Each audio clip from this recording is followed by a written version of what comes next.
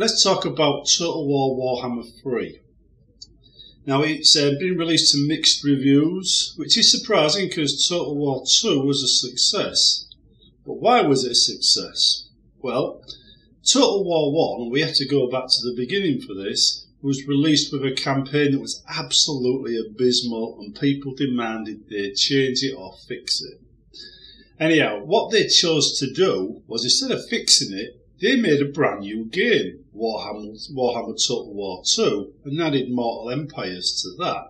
So basically you had a much better campaign in the second one, but you had to pay full price to get it. So now they've sold the same game twice.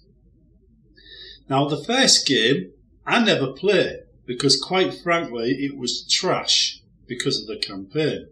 But they did let us use the units from that game in the second one. So any units released in the first one could be used in the second one. Which meant if you wanted Wood Elves, you had to pay for the first game to get the DLC so you could use it in the second game. So now their mistake of just releasing a really bad campaign in the first one requires you to buy 2 games, not 1, to play 1 DLC. So basically they worked it out. So instead of fixing the game they broke, they managed to work out to get twice as much money from you and me. And then they released endless DLCs, which I don't mind so much because you can pick and choose DLCs, the ones you like, and buy the ones you like, right? Good ones will rise to the surface, bad ones will drop. That's not an issue for me. However, having to buy the previous game to get the DLC to work in the new game, I did take issue with, because the new game should have been a fix for the first one, not a separate game. So that's £100 they charged, when they should have been fixing the first game, which they charged £50 for.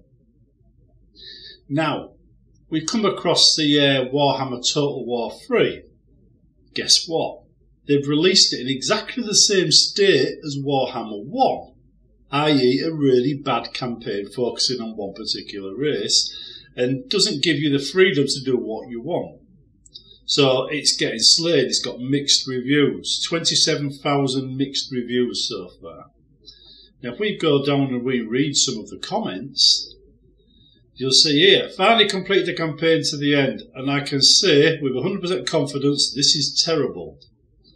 Go down. As a long-term fan who brought every single DLC for Total War I and II, do not buy this game in its current edition. Long-time Warhammer fan here, 400 hours in Warhammer II, 50 in this game. Don't buy this game. Start Warhammer II with Mortal Empires. He's got hard to pick between recommending it currently or waiting for more patches in the Mortal Empires campaign. He says some things I strongly dislike about this game. Says otherwise it shows great potential. Now you've got here, should you buy Warhammer III if you played 2 to exhaustion? Yes. Should you buy it if you were new? No, buy Warhammer 2. Anyhow, there's mixed reviews as you can see.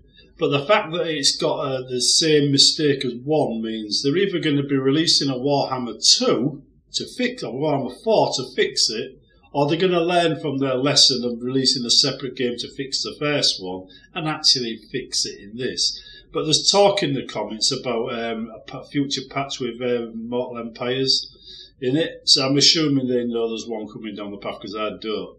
But I will say this. The way they've handled the Total War Warhammer franchise, it's actually been a complete scam from the beginning. Because they should have fixed the first game. They shouldn't require you to buy the first game to get a DLC to work in the second game. These were choices they made and they stuck with them. So it's a bit hard to trust the companies behind Total War because quite frankly they've proven to be a bit untrustworthy in this department. The game itself is a good game. I enjoy it immensely. But I think I just wouldn't trust them to tell me the sun was up if I was staring at the sun and getting blinded by it. But yeah, I think when you're dealing with Total War, you have to be a bit careful. Right? It's a good game, worth getting, but I would say always buy it in a sale, preferably at a 50% discount, because they will milk you for every penny you've got otherwise. Anyway, I'll see you in the next one.